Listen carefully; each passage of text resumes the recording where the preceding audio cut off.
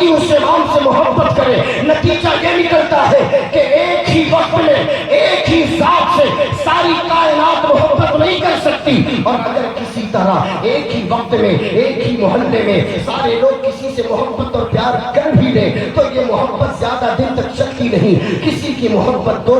دنوں تک، کسی کی محبت 2 سال تک، کسی کی محبت 20 سال تک۔ ہم نے دیکھا ہے جو بچپن میں اپنے یار کے بنا کھانا نہیں کھاتے، جوانی میں جانی دشمن بنتے نظر آتے ہیں۔ ہم نے دیکھا ہے جو جوانی میں اپنے یار کے بنا کوئی سفر نہیں کرتے، بڑھاپا آنے سے پہلے جانی دشمن بنتے نظر آتے ہیں۔ ہم نے بھائی بھائی کے درمیان تفرقہ دیکھا، ہم نے دوست دوست کے درمیان تفرقہ دیکھا، ہم نے اولاد اور ماں باپ کے درمیان تفرقہ دیکھا، ہم نے شوہر اور بیوی کے درمیان تفرقہ دیکھا۔ اب ذرا آپ کا ذہن لے کر چلوں بارگاہ مصطفیٰ میں، مصطفیٰ کریم کے گھر والوں کی شان تو دیکھو۔ رب کریم کی مشیت یہ چاہتی ہے، رب کریم کی مشیت یہ جانتی ہے کہ دنیا میں جب لوگ محبت کرتے ہیں تو اس کے پیچھے کوئی وجہ ہوتی ہے۔ جب تک خوبصورتی کی وجہ سے محبت ہے، خوبصورتی ظاہر ہوئی، محبت کا لہجہ بدل گیا، خطیب کی خطابت کا لہجہ کمزور ہوا، محبت کا لہجہ بدل گیا، امام کی قرات کا لہجہ کمزور ہوا،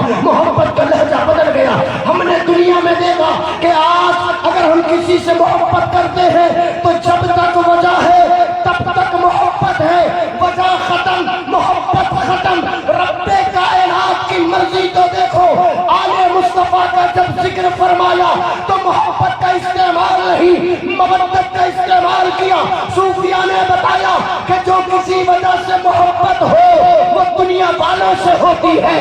آل رسول سے محبت دنیا کے کسی وجہ سے نہیں، فقط ایک وجہ ہے کہ ان کی رگوں میں مصطفیٰ کا خون دوڑا تھا۔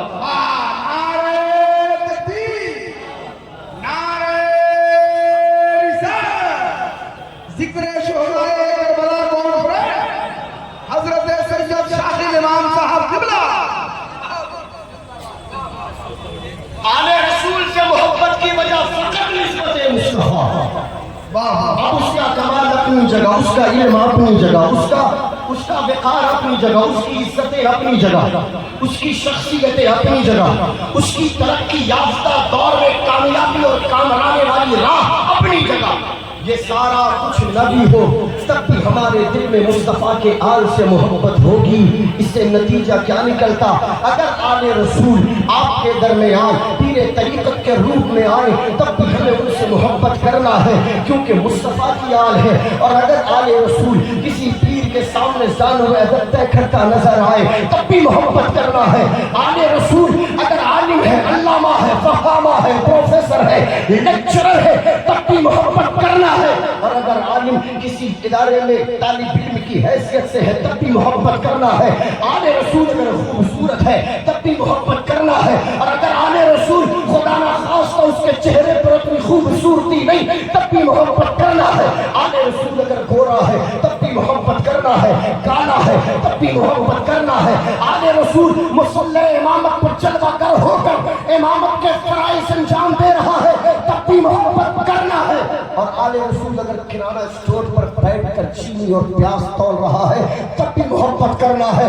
کیونکہ دنیا والوں سے محبت دنیا کی کسی وجہ سے ہوتی ہے، مصطفیٰ کی آل کی محبت فقط خون مصطفیٰ کی وجہ سے ہوتی ہے۔ واہ واہ واہ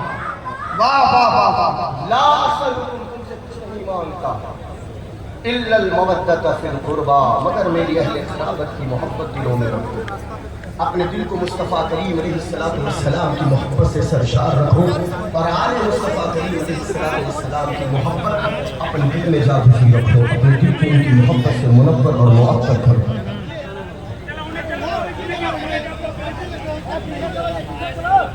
خاموش زیادہ آواز نہ نکالیں۔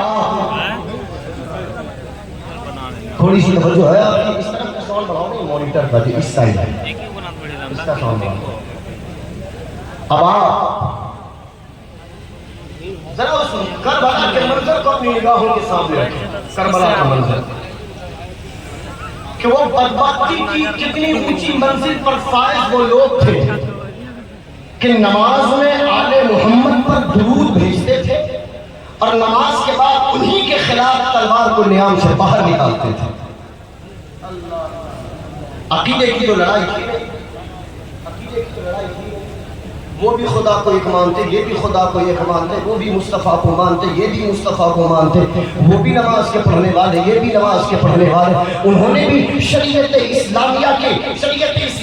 کے نام نہاد ٹھیکیدار بن کر اپنی بادشاہت کا لوہا منوانے کی ناکام کوششیں کی تھی، اور اس یزیدی فوج میں نہ جانے کتنے ایسے تھے جو پنج وقتہ نمازی تھے، جو متقی تھے، جو پرہیزگار تھے، الا ماشاءاللہ۔ لیکن ذرا دیکھو تو صحیح فرق کیا تھا کہ لڑائی عقیدے کی نہیں تھی، لڑائی فکر کی تھی کہ حق اور باطل کے درمیان، دنیا کے درمیان ایسی خط فاصل قائم کرنا تھا کہ دنیا انسانیت میں اگر کسی باپ کی گود میں جوان بیٹے کی لاش تڑپ رہی ہو، اگر کسی باپ کی گود میں جوان بیٹے کی لاش تڑپ رہی ہو، اگر کسی ماں کی گود میں معصوم بچوں کی لاشیں تڑپ رہی ہو، اگر کسی بھائی کے سامنے بڑا بھائی موت کی نیند سو رہا ہو، اگر کسی بچے کے سامنے باپ کی لاش تڑپ رہی ہو، اگر پلٹ کر کسی اور سے حوصلہ مانگو تمہیں کوئی حوصلہ دینے کے لیے تیار نہیں۔ اے مصیبت میں گھرے ہوئے سنی ماننے والوں، کہیں اور دیکھنے کی ضرورت نہیں،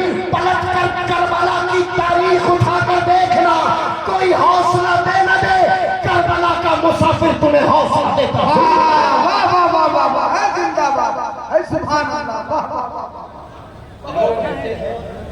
لوگ کہتے ہیں کہ میرے امام لڑنے کے لیے گئے۔ ارے ہم حسین کے ماننے والے ہیں، اگر میرا حسین جنگ لڑنے کے ارادے سے مدینہ المنورہ سے نکلتا اور ایک بار خلی نانا جان کے قبر مبارک کے پاس کھڑا ہو کر یہ اعلان کر دیتا کہ میں جنگ لڑنے کے لیے جا رہا ہوں، تو میرا یقین کہتا ہے کہ آگے آگے میرا امام ہوتا، پیچھے پیچھے پورا اہل مدینہ ہوتا۔ میرے امام اگر مکہ المکرمہ میں جب 8 ذی الحج کو اپنے احرام کو اتارا اور ہوئے سفر ہوئے کوفہ کی جانب، اگر جنگ لڑنے کا ارادہ ہوتا،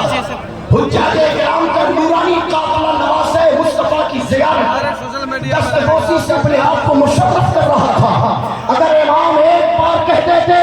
اے میرے نانا کے غلاموں میں کوفہ کی جانب جنگ لڑنے کے لیے جا رہا ہوں، میرا یقین کہتا ہے کہ جتنے ملک سے آئے ہوئے حجاج کرام